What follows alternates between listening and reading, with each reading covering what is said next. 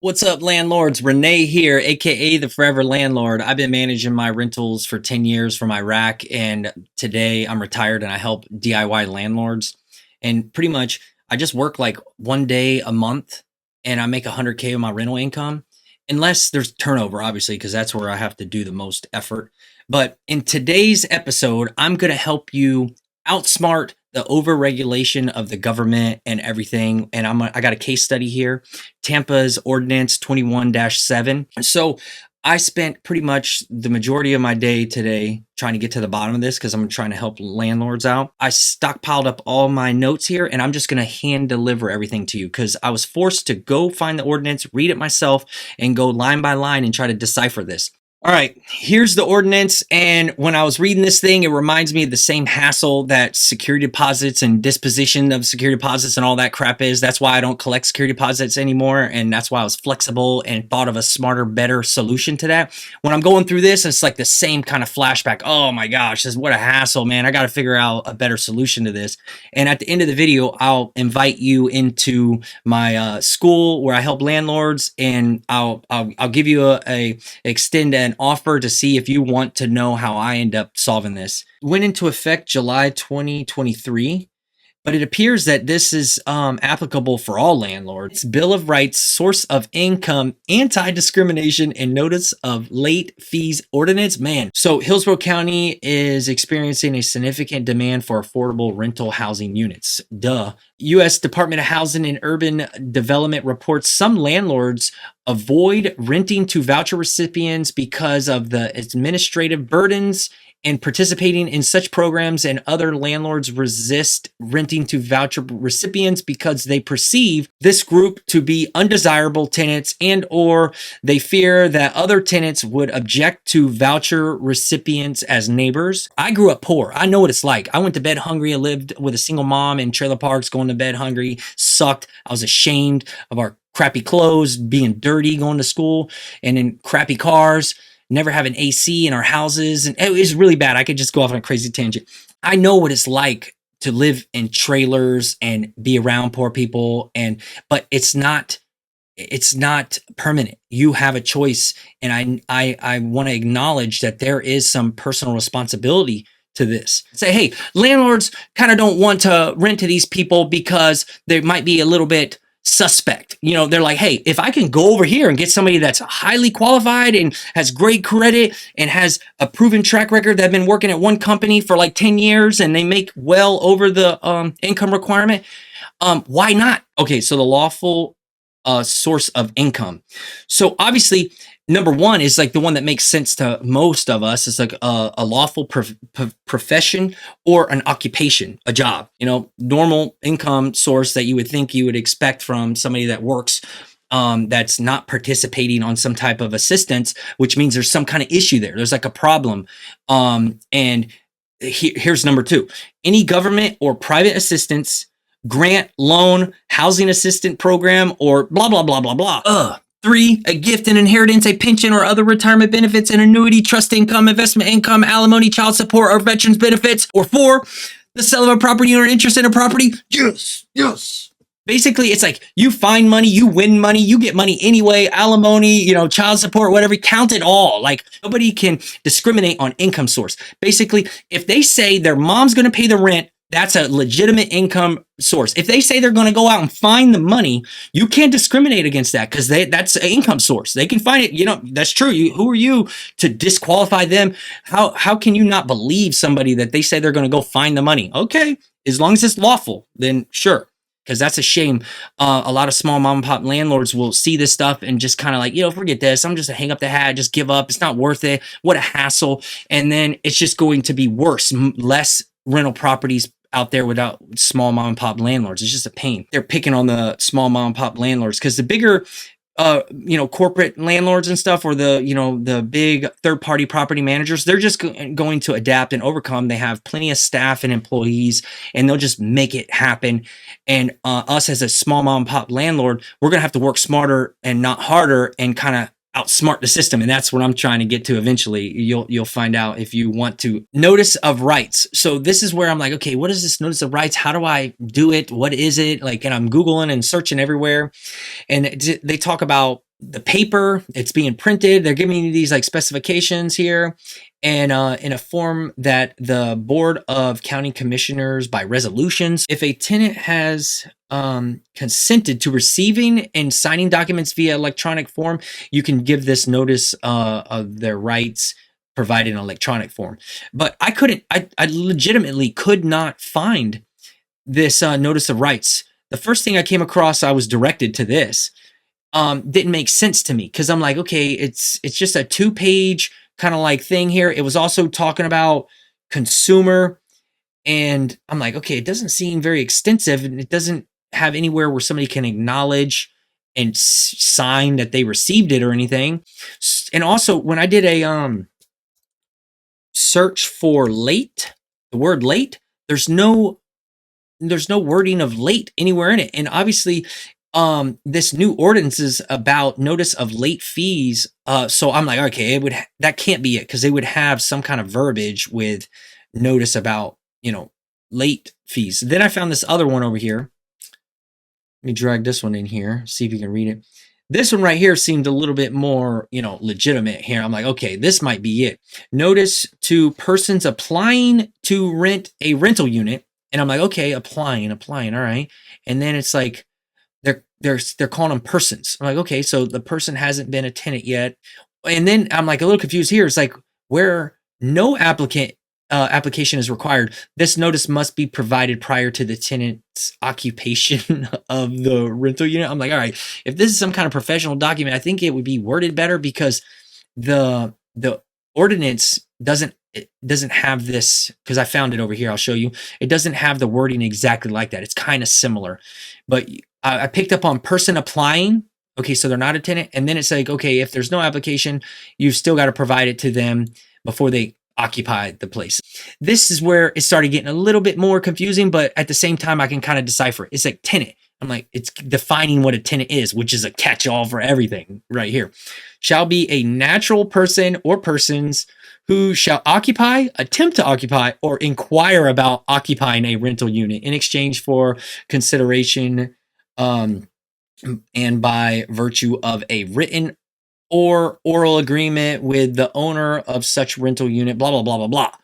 It's just painful. But the gist here is like, okay, when they're using the word tenant, that means somebody, applying, which I wouldn't classify them as a tenant yet. It shall be unlawful for a person to allow a tenant to apply to rent. So you see what I'm talking about with this like confusion a little bit. The person applying, the tenant is anybody inquiring, or blah, blah, blah. All right, this is kind of sloppy, and I'm not liking this ordinance already.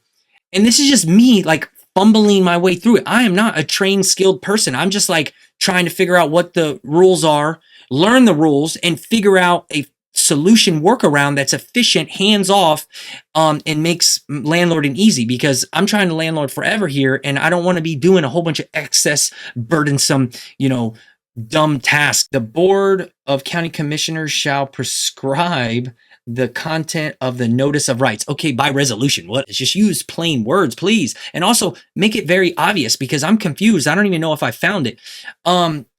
This is where I'm starting to think I did find it, but I could be wrong. I'm still waiting to get with my lawyer. But the person presumption, I guess you're assuming the person, us as a landlord, has complied with this section. If the person landlord, I guess it's just catch-all definition, can provide a written, dated, and signed affirmation that the tenant, which could be somebody that actually hasn't been applied and actually hasn't been approved. So you got to be careful with this dang wording, stating that the tenant received the notice of rights. Basically, that's why I'm starting to think this might be it, because it does talk about late payments. At least when I searched late, it talked about late once.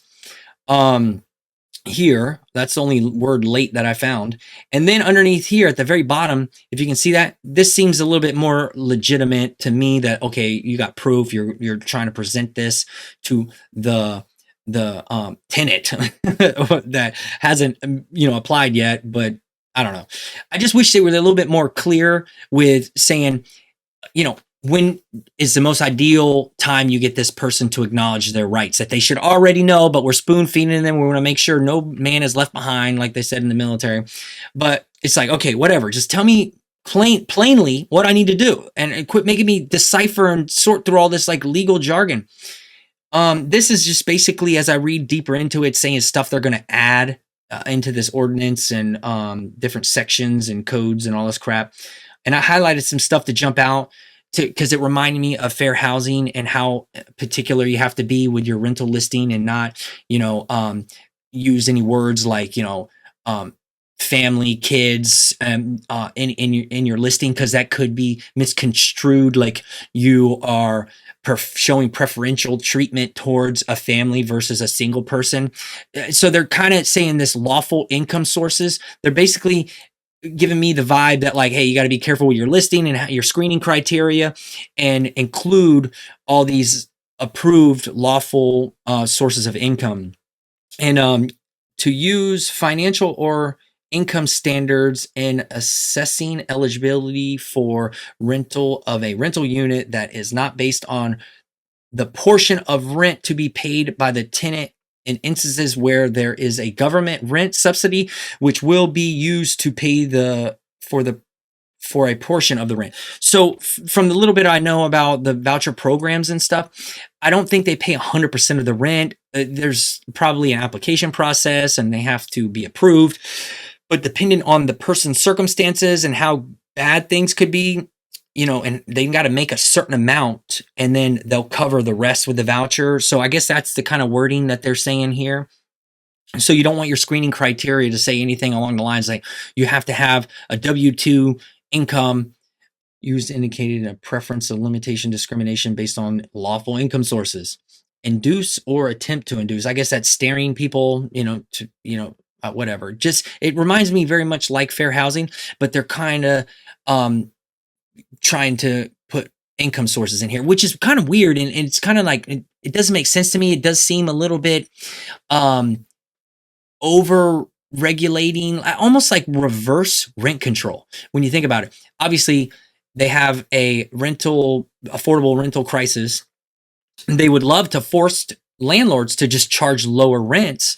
So that would help fix the problem, but that's not how the free market capitalism works. So they can't force people to charge lower rents. So it's almost like let's create a voucher program and force people to take it. When if you're on a voucher program already, it kind of says, hey, there's something going on here. And that's already kind of like if you have two applicants and one's a full-time employed person and one's, wanting the voucher program. It's like, who applied first? What if they applied exactly at the same millisecond? It's kind of like, all right, I see what's going on here. The government and city municipalities and stuff like this, it's like they're so good at regulating and they're always kind of looking for like who fell through the cracks, and they don't want it to be fair. And they can't think outside the box like me as a landlord. Like I naturally would think, say, hey, if you want people to participate and landlords to do this, quit trying to regulate them, force them to do it.